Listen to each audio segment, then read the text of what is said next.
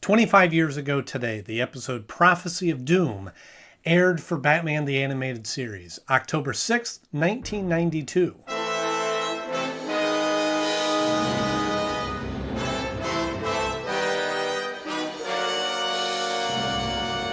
Hello friends, I'm Andy Knode, and welcome back to the show if you've been here before, and if you're new to the channel, welcome for the first time, and I hope that you'll stick around because here is the channel where we take a look at Batman the Animated Series, episode by episode, on the 25th anniversary of their original air date. And if you're like me and grew up with Batman the Animated Series and still love Batman today and find that watching this show is what shaped your adulthood today, then by all means subscribe to the channel because we've got a lot of episodes that are coming and we have lots of great discussion that happens right here on this channel. I'm the last person to act impulsively, but I'm telling you, this fellow is a revelation. Now today we're talking about the episode Prophecy of Doom, and I've got to admit, I don't remember this episode. I mean, I've owned these DVDs for several years, so I'm sure I watched it in recent history, but I don't remember that. And I don't remember, especially don't remember watching it as a kid. It doesn't feature any sort of classic villain or well-known villain. That automatically kind of rules it out. But there was other episodes that didn't feature villains that I remember, and this one wasn't the case. Nostromos. Yes, I've read about him in the Star Inquirer.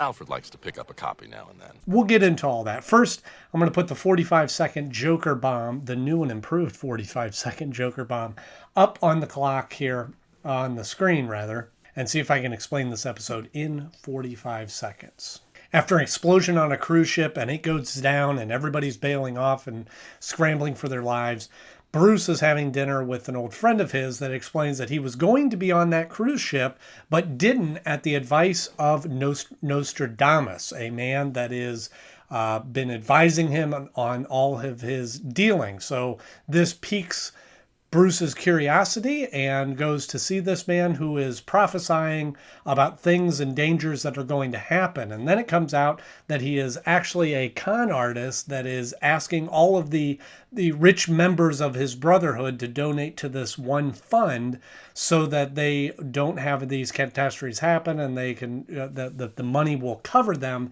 And it comes out that Nostradamus is the one that is causing these problems and causing these bad things to happen, and that's how he knows that they're going to. Still can't do it. Still can't do it. Sounds great, but I'll have to check my horoscope to be sure. So, Nostradamus. So, they were both in show business. Still are. I just wish I knew where this act was going. There just wasn't a lot that stood out in this episode for me. I will start with the highlights of this episode. Kind of overall, and especially in the beginning, it had a very 1940s comic book feel. There was a period in kind of the golden age of comics where wizards and magicians and soothsayers, foresighters, magic, mystical kind of elements, those were a big deal in the comics in the early days, as I remember, because I was around back then. The premise of this is really kind of entertaining, that there's this con artist who's posing as some sort of prophet that can foresee these dangers happening and warns people against them. And in the process, he earns his trust. And the only way that he's able to predict these things is he is the one causing them. You don't believe in this guy at all, do you?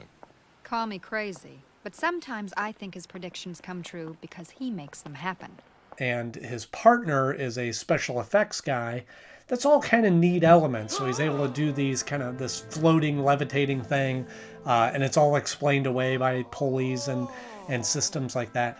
Although I have to say that it seems like there was some inspiration one way or the other between this and the villain in the third Iron Man movie, the Mandarin, right?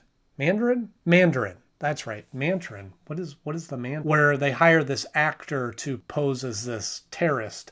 So that element is very similar, and I don't know which came first, the chicken or the... I mean, I know that this episode in 1992 came out before the Iron Man movie that just came out 3 or 4 years ago. But I mean, the Mandarin, isn't that an orange? Am I saying that right? The Mandarin? I don't know his history in the comics, if he came out before this came out, and if his story is the same. But in either case, I'm getting way off topic. The point is that the premise is good. The character of this Nostradamus is just not that entertaining. He's not that, his gimmick is kind of neat and he's kind of cool. He doesn't really have any abilities. And again, his motive, I'm finding that this trend of the motives for some of these villains just aren't that exciting. You know, they don't have a big enough game plan. It's just, money's good. I want money. Our benevolent brothers transferred another 63 million this morning. I predict you and I are about to become as rich as pigs. Animation-wise, there's some neat animated moments, although I know that Bruce Timm said that he was not happy with the ACOM animation studio that did the final battle in the observatory, that he wasn't real pleased with how that animation ended up. I thought it was pretty entertaining, but I see what he means, that kind of the movement of the planets, and there was just a lot going on there that was pretty complicated. Although I do have to say that there's this one scene between Batman and Lucas. They're fighting up on the lighting grid. Because of the light, harsh white light, they come across as black and white characters. And it's kind of a cool sequence. I really like that animation, or that color scheme that kind of, again, gives it was like justifying to do this black and white characters fighting. So that was cool. You're about to fall out of orbit, Batman. But it was kind of cool as I looked into this episode to learn about some of the voice actors. Nostradamus is voiced by Murdoch from MacGyver.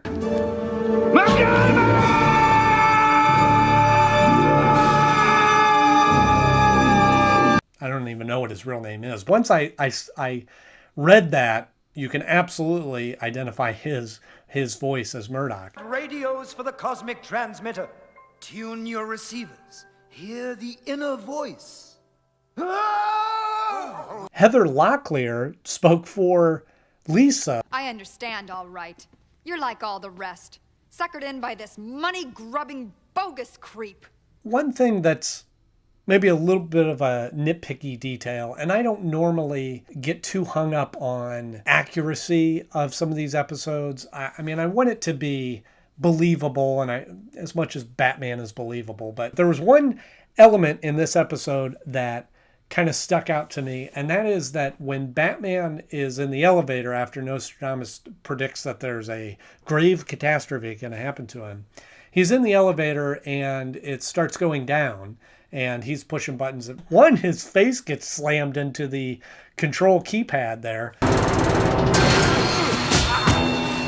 And two, after he gets up, and then we cut to a shot of the outside the elevator, he comes out as Batman.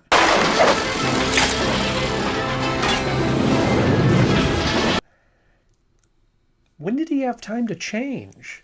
So when it came time to rank this episode, I didn't hate it. It's kind of funny because there was nothing really that I strongly disliked about the episode. It just wasn't good enough to rank very high. So I ended up putting it into the number 14 slot, just above Never Too Late, because kind of that last chunk of the list, those are all kind of episodes that just the stories are really weak and there's just nothing particularly exciting about them. This one just kind of tops off that little group down at the bottom, just because I like the premise of this. It just wasn't anything exciting, I guess. That's my summary of the episode. It wasn't that exciting. Well, you didn't predict he would die exactly. Fool. So do you remember this episode when you were a kid? Was this one, maybe it didn't air much, maybe it wasn't that successful and they didn't rerun it as often as some of the other ones? But let me know in the comments, do you remember this episode? Next up on Sunday, October 8th, we're looking at The Forgotten. As always, thank you so much for watching. I'm Andy Knode, and I will see you on Sunday.